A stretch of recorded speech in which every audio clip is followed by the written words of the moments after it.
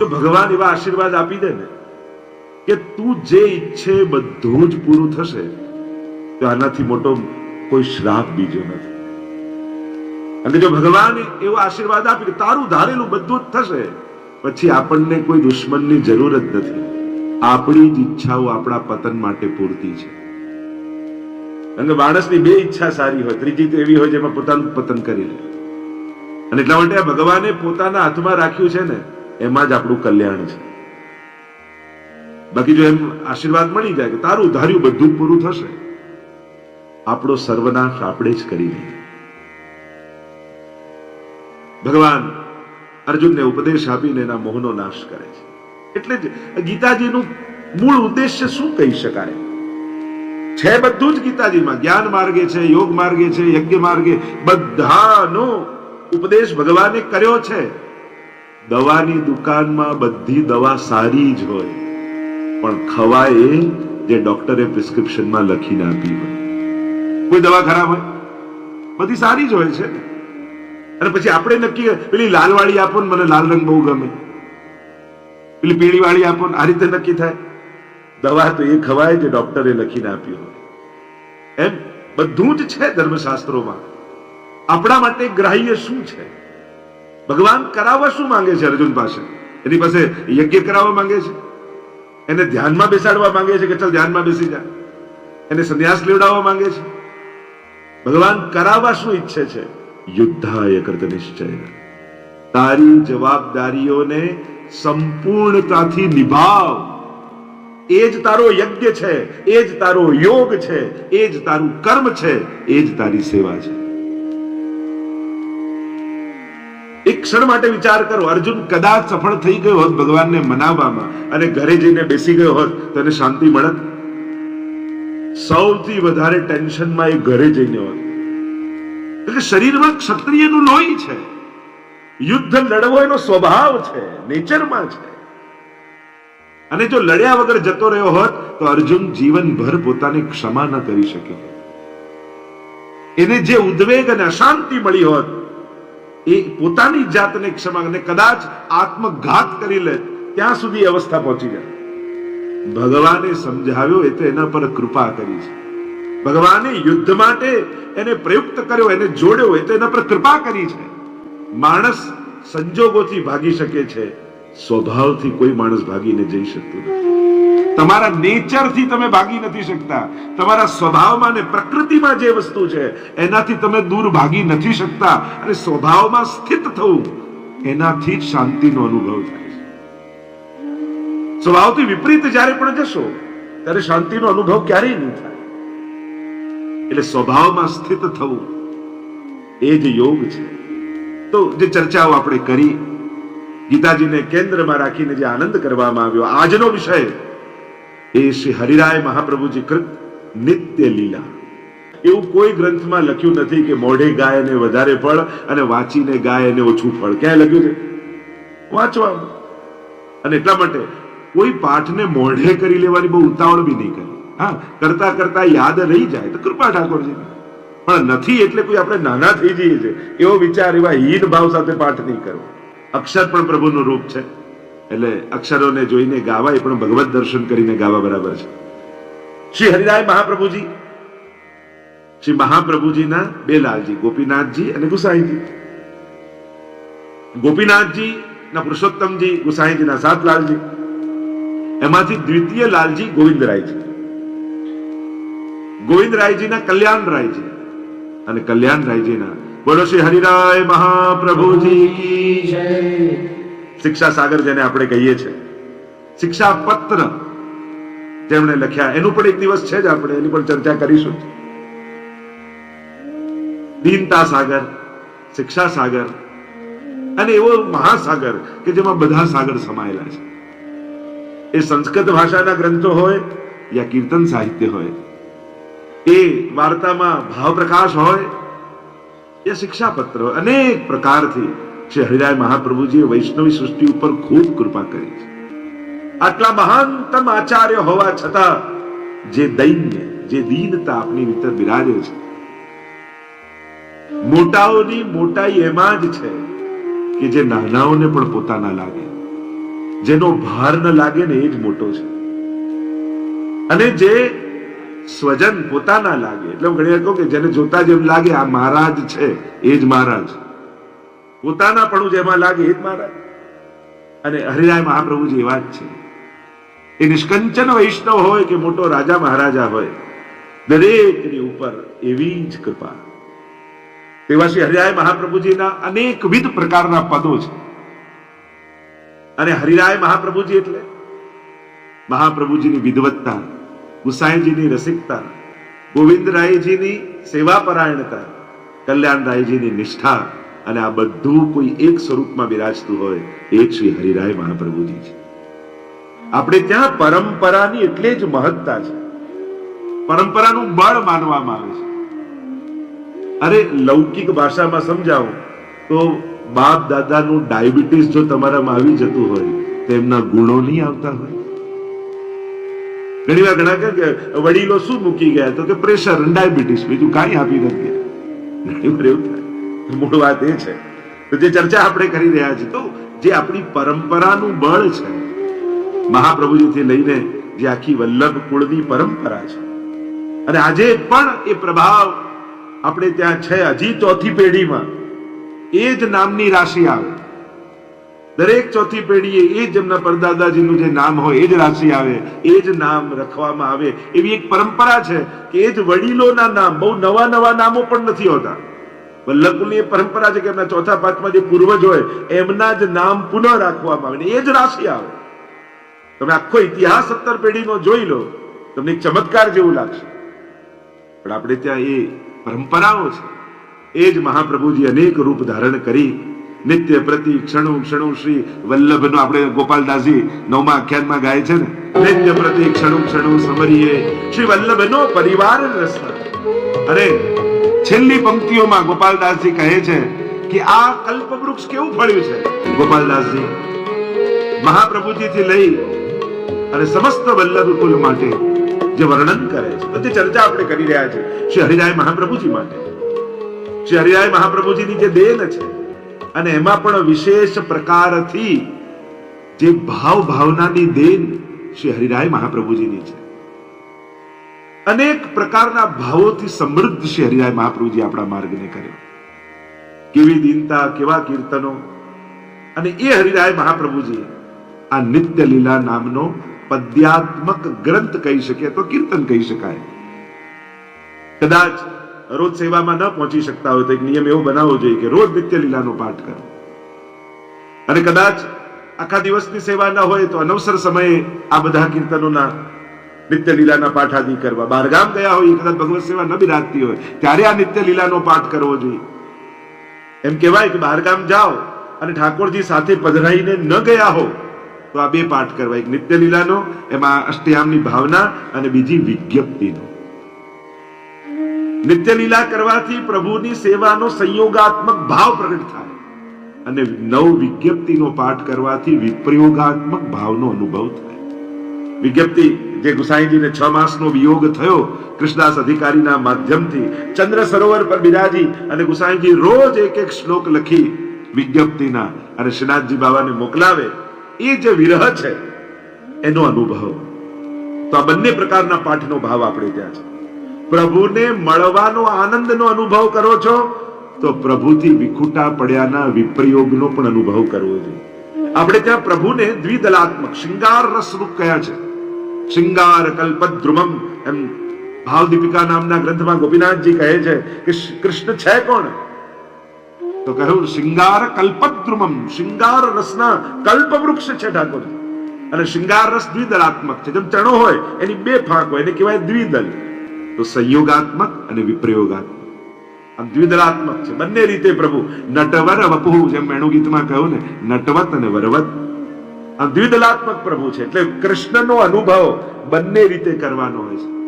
આ ગોપીજનો પણ સેવામાં સાથે જોડાશે, પણ કેવલ સેવામાં સન્મુખ છે એનો તો આનંદ લે છે. પણ પ્રભુ જ્યારે વનમાં ગૌચારણ કરવા પધારે છે ત્યારે ગૃહે ગૃહે ગોપ વધુ કદંબા સર્વે મિલિત્વા સમવાપ્ય યોગમ પુણ્યાની નામાની પઠંતિ નિત્યમ ગોવિંદ દામોદર માધવેતિ. અનવસરમાં પણ વિપ્રયોગના આનંદનો અનુભવ કરે છે. અને એટલા માટે અહીંયા હરિરાય મહાપ્રભુજી નિત્ય લીલા નામનું આ ગ્રંથ, મૂળ વિષય પર આવું, આપણા આ વિષયને ન્યાય આપવો છે. નામ જ છે નિત્ય લીલા. નિત્યના બે અર્થ આપણે ત્યાં કરીએ છીએ. નિત્યનો એક અર્થ થાય નિત્ય નિયમ, આપણે કહીએ ને રોજનો નિયમ, ડેલી. અને નિત્યનો બીજો અર્થ થાય આ નિત્ય છે, આ શાશ્વત છે, ઇટર્નલ, શાશ્વત. એનું આ નિત્ય છે, ત્રિકાલાબાધિત છે, સત્ય છે, એને પણ નિત્ય કહેવામાં આવે સંસ્કૃતમાં. અને એટલા માટે આ બંને અર્થો અહીંયા નિત્ય લીલામાં સાર્થક છે. મંગળાથી શયન સુધીનો ક્રમ, જેને અષ્ટયામનો ક્રમ આપણે ત્યાં કહીએ. જો ઘણીવાર લોકોને એમ થાય કે દર્શન ખુલે ને એ જ ક્રમ. દર્શન ખુલે ક્રમ નથી, રોજ જે ભોગ આવે એ ક્રમ છે સેવાનો. મંગળાથી શયન સુધીનો દર્શન તો કરવા ભક્તો આવે છે, ત્યારે દ્વાર ખોલીને દર્શન આપે છે. સેવાનો ક્રમ થયા બાદ દર્શન ખુલે છે. જે ક્રમ થઈ જાય સેવાનો, એટલે કે દર્શન ખુલતા પહેલા જે થાય છે ને સેવા એ છે. અને પછી તો આપણે ઝાંખી કરીએ છીએ.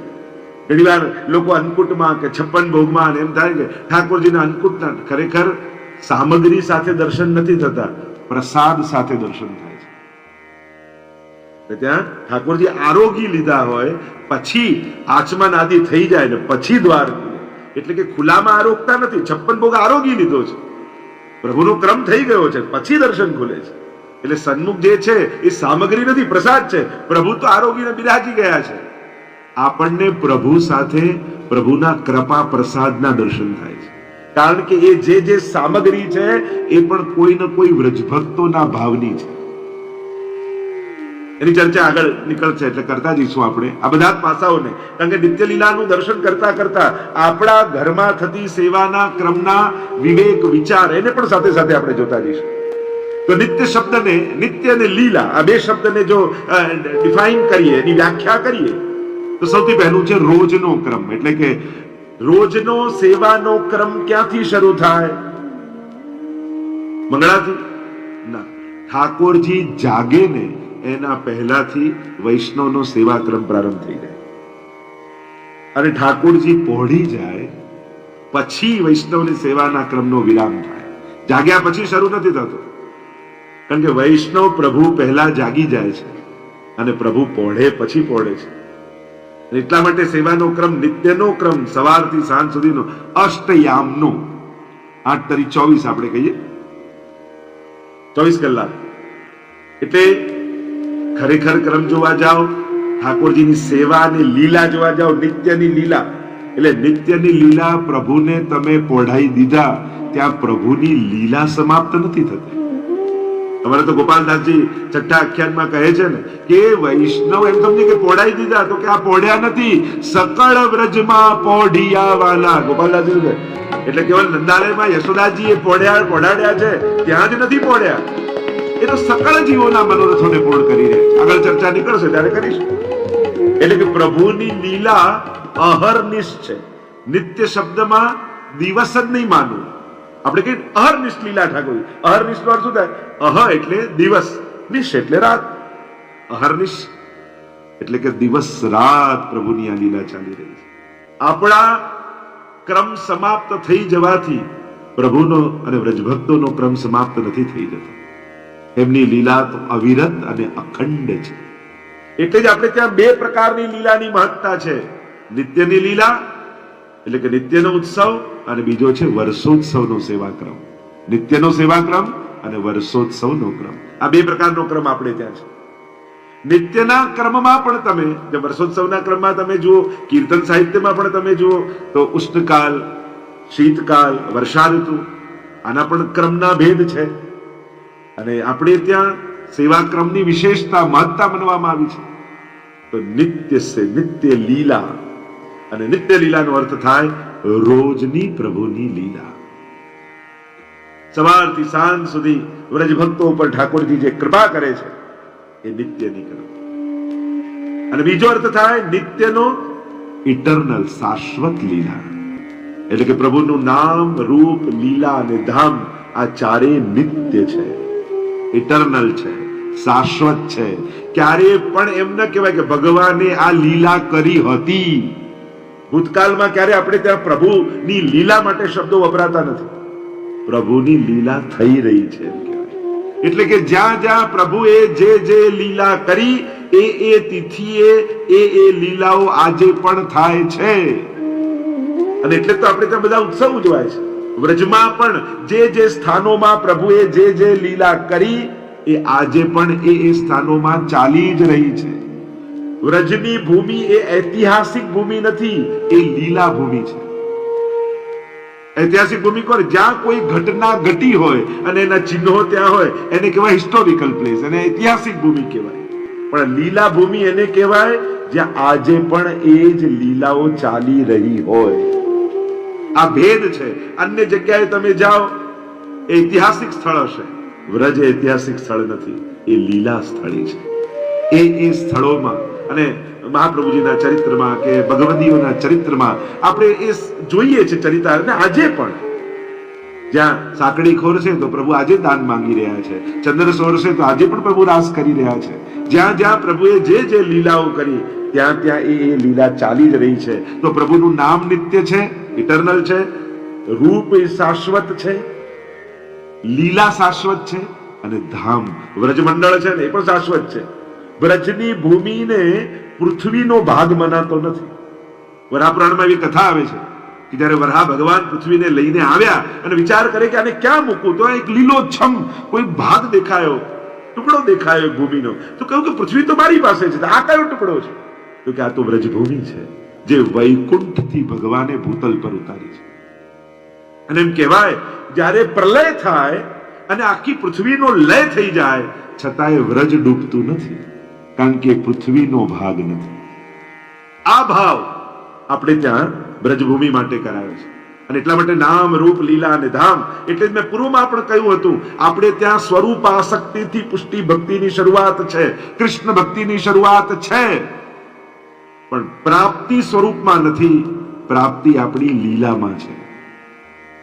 જ્યાં ત્યાં જે લીલાનો જેનો અધિકાર અથવા જે લીલાનો જે જીવ, એ લીલામાં ઠાકોરજી એની પ્રાપ્તિ કરાવી પોતાના સ્વરૂપાનંદનો અનુભવ એને કરાવે છે. એટલે જે લીલા, એટલે આપણે ત્યાં વાર્તા સાહિત્ય આદિમાં પ્રસંગો આવે છે ને, નિર્તત આવત તાજ કે પ્રભુ ધમાર ગાઈ, અને ગાતા ગાતા એ તાજ બીબી કે નિર્તત આવત તાજ કે પ્રભુ હેરી ડફ બાજન લાગેરી. અને જ્યારે પુનઃ ડફ વાગો, ખેલ પૂરો થઈ ગયો હતો અને સંભળાયું જાણે પુનઃ ડફ વાગવા લાગ્યા છે. વ્રજમાં પાછો હોલીનો માહોલ થઈ ગયો છે અને ઠાકોરજી નાચતા નાચતા માનો તાજ બીબીને રંગવા માટે આવી રહ્યા છે અને પોતાના દેહ છોડી દીધા. ગુસાઈજીને સમાચાર મળ્યા કે તાજને દેહ છોડ દિયો और भगवत लीला को प्राप्त हो गई. ત્યારે ગુસાઈજીના મુખે શબ્દો એ નીકળ્યા, જાકી વસ્તુ થી ત્યાં પહોંચ ગઈ. એ જ્યાંનો જીવ હતો, જ્યાંની હતી ત્યાં પ્રાપ્ત થઈ ગઈ. એમ જ જે લીલાનો જે જીવ છે, અર્થ સકળ તેનો સીધો, લીલા માહે તાણીને લીધો. એ લીલાને ત્યાં ખેંચી લે છે ઠાકોરજી. તો એ જ ક્રમે આ નિત્ય લીલા છે, શાશ્વત લીલાઓ છે. અને લીલાઓ શાશ્વત છે એવું કહેવાનો મારો અર્થ એટલા માટે છે કે જો શાશ્વત છે તો આજે પણ એ લીલામાં પ્રાપ્તિ થઈ શકે છે, આજે પણ એ લીલાનો અનુભવ થઈ શકે છે અને થાય છે વૈષ્ણવોને. આજે પણ બ્રજમાં ઘણા વૈષ્ણવ જાય ત્યારે એને સાક્ષાત હોળી ગુલાલ કુંડ આદિમાં, સાંકડી ખોર આદિમાં કોઈને દાનનો, કોઈને હોળીનો, કોઈને રાસનો, કોઈને ગિરિરાજજીમાં અનેક પ્રકારના મનોરથોનો આ બધા અનુભવ આજે પણ થાય છે. એનું કારણ જો થઈ ગયું હોત તો ભૂતકાળ થઈ ગયું, તો આજના જીવોને ક્યારે પણ લીલાનો અનુભવ ન થઈ શકે. પછી એ લીલા ગાન યા સેવા યા મનોરથ, આ મનોરથ કરાવવાનો ભાવ શું છે? ફરી પ્રભુને એ લીલાના આવેશમાં પ્રગટાવવા. આ મનોરથનો ભાવ જ શું છે કે પ્રભુ જે ભાવનો તમે મનોરથ કરો એ સમયે એ મનોરથના રસાવેશમાં ઠાકોરજી પધારે. અને એ રસાવેશમાં ઠાકોરજી હોય તો એ લીલા સમયે પ્રભુએ જે આનંદનું દાન કર્યું એ સમયે દર્શન કરવા માત્રથી ઠાકોરજી એ લીલા રસનો અનુભવ જીવને કરાવે. અને ત્યારે એને સુધી થાય કે મેં આ લીલા રસનો અનુભવ કર્યો. એટલે જ ઠાકોરજી તો એ જ હોય છે. આપણે આજે 56 ભોગનો, આજે તો દર્શન કરવા જવાના, આજે રાસનો મનોજ, આજે તો દર્શન કરવા જવાના, આજે તો કુંવારાનો, આજે તો દર્શન કરવા. તો કોઈ પ્રશ્ન કરે કે ઠાકોરજી તો રોજ એ જ હોય છે, પછી આ મનોરથ છે તો પછી દર્શન કરવા જવાના, આવું કેમ? એનું મૂળ કારણ એ જ છે કે મનોરથના સમયે જે મનોરથ કર્યો છે એના રસાવેશમાં, લૌકિક ભાષામાં કહું તો એ મૂળમાં ઠાકોરજી હોય છે. જે મનોરથનો ભાવ હોય, જેની સજાવટ કરી હોય, અને જ્યારે ભોગ ધરીને કાની આપો છો ત્યારે પ્રભુ એ રસાવિષ્ટ થઈ અને એ લીલાના રસાવેશમાં હોય. અને કોઈ વ્યક્તિ પાસે તમે રોજ માંગવા જતા હો અને હંમેશા ના પડે કે ના મારે નથી આપવું, પણ ક્યારેક બહુ મૂડમાં બેઠો હોય તમે જઈને કહો કે પ્લીઝ કરો, ત્યારે કે ચાલ લઈ જા, ઠીક છે જા. જે સમયે મૂડમાં હોય, ન આપવાનું નક્કી કર્યું હોય છતાંય આપી દે. એમ જયારે મનોરથમાં દર્શન કરીએ છે એટલે ઠાકોરજી એ સમયે મૂડમાં હોય છે, આનંદમાં હોય છે, રસાવિષ્ટમાં હોય છે. ન આપવાના અનધિકારી પણ કદાચ હોય, પણ પ્રભુ કૃપા કરી એને દાન કરી દેતા હોય છે. એટલા માટે મનોરથના દર્શનનો આગ્રહ આપણે ત્યાં હોય છે. આ આરતીના દર્શનનો આગ્રહ કેમ? ઠાકોરજી તે જ આરતીના દર્શન કરો, આરતીના એ વ્રજભક્તોનો ભાવ છે. આરતી છે ને એ વ્રજભક્તોનો ભાવ છે. સીધા ભગવાન મળી જવા એ બહુ મોટી ઘટના નથી. એ તો રાવણને મળ્યા, કંસને મળ્યા, શિશુપાલને મળ્યા જ ભગવાન. આનંદ આવ્યો? શિશુપાલને શ્લોકો યાદ આવ્યા, સ્તુતિ યાદ આવી? શું યાદ આવ્યું? બોલો. ભગવાન મળ્યા તોય ગાળો યાદ આવી. મૂળ વાત એ છે, ભાવ નહોતો તો મળેલા ભગવાન પણ આનંદ ન આપી શકે. અને એટલા માટે પ્રભુ પાસે પણ જઈને ઈચ્છા તો વ્રજભક્તોના ભાવની જ રાખીએ છીએ કે પ્રભુ મારી આંખે આપને નથી જોવા, વ્રજભક્તોના આંખે જોવા છે. અને આરતીના દર્શન કરવાથી વ્રજભક્તોના ભાવનું આધાન આપણી અંદર થાય છે. વ્રજભક્તોના ભાવ આપણી અંદર હૃદયમાં બિરાજે છે. અને પછી જ્યારે તમે ઠાકોરજીના દર્શન કરો છો ત્યારે તમને સ્વરૂપાત્મક અને લીલાત્મક દર્શન થાય છે. આ ભાવ આપણે ત્યાં છે. આપણે ત્યાં દરેક વસ્તુના મર્યાદા માર્ગની જેમ રીઝન નથી. આરતી કરો તો જ્યોત છે, અંધકારમાંથી પ્રકાશ તરફ જવાનું, ને તિલક કરો તો એક્યુપંચર થાય, ને કંઠી પહેરો તો રોગ દૂર થાય. હવે કંઠીથી રોગ દૂર થઈ જવાના તો બિચારા ડોક્ટરો ભડી ભડીને અડધા થઈ જાય છે. એ શું કરશે? કંઠી પહેરવાથી રોગ મટાડવા હોય તો પછી ભણવાની જરૂર શું છે? ડોક્ટર કંઠીથી ના મટાડી લે. અરે કંઠી કોઈ રોગ મટાડવા માટે છે? કંઠી તો ભવરોગ દૂર કરવા માટે છે. એના માટે તો ડોક્ટરો છે જ. દરેક વસ્તુના આપણે ત્યાં ફિઝિકલ લાભ થાય એવા રીઝન્સ નથી. પુષ્ટિ માર્ગ તો ઇમોશન્સને પ્રગટાવનારો છે. અહીંયા ઇમોશન્સ છે, રીઝન નથી. કે આ શેના માટે? તો કે આ ભાવથી. તિલક છે તો કે ચરણારવિંદથી. કંઠી તો એ તો સ્વામીજીની સાક્ષાત શ્રીઅંગની સુગંધ છે. આપણે ત્યાં કારણો નથી, આપણે ત્યાં ભાવનાઓ છે. કારણો સાધારણ વસ્તુ ના. તમને કોઈને કોઈની જોડે પ્રેમ થાય તો કે આ તને કેમ ગમે છે? જો એને કારણ મળી જાય તો માનજો કે એનો પ્રેમ શ્રેષ્ઠ નથી. બસ ગમે જ. તને લાલ રંગ, પણ કેમ લાલ રંગ જ ગમે છે? શું રીઝન આપે? બસ ગમે છે. નાની વસ્તુઓના કારણો હોય, વ્યવહારના કારણો હોય, પ્રેમના અને અલૌકિકતાના રીઝન્સ ના હોય, એના તો ઇમોશન્સ હોય. આને પ્રેમ છે ના માટે, આને પૈસા વધારે છે ને એટલે, આ દેખાવડો છે ને એટલે, આ આમ છે ને એટલે, તો માનવું કે હજી પ્રેમ સર્વોચ્ચ અવસ્થાએ નથી. કારણ કે આના પ્રેમ માટે આની પાસે કારણ છે. અને જ્યારે અકારણ પેદા થાય, આત્માના આકર્ષણ થાય, ત્યારે સર્વોચ્ચ અવસ્થાએ પ્રેમ હોય છે. તો જે કહી રહ્યો છું, અહીંયા અનેક પ્રકારની ભાવનાઓ છે. આપણે કોઈ કારણથી ભગવાનને ભજતા નથી. આપણું ભજવાનું એક જ કારણ છે કે કૃષ્ણને પ્રેમ કર્યા વગર રહેવાતું જ નથી. એને જોયા વગર જીવન ચાલતું જ નથી. કારણ આ કૃષ્ણ પ્રેમનો સોફ્ટવેર તો તમારી ભીતર ઇનબિલ્ટ છે. મહાપ્રભુજી આજ્ઞા કરી છે આ પુષ્ટિ સૃષ્ટિને પ્રગટાવીને, તો પુષ્ટિ કાયેન નિશ્ચય. તમને પ્રભુએ પોતાના શ્રીઅંગમાંથી પ્રગટાવ્યા છે. ભક્તિનું બીજ આરોપિત કરીને પ્રગટાવ્યા છે. તમારો જન્મ જ કૃષ્ણ ભક્તિ કરવા માટે થયો છે.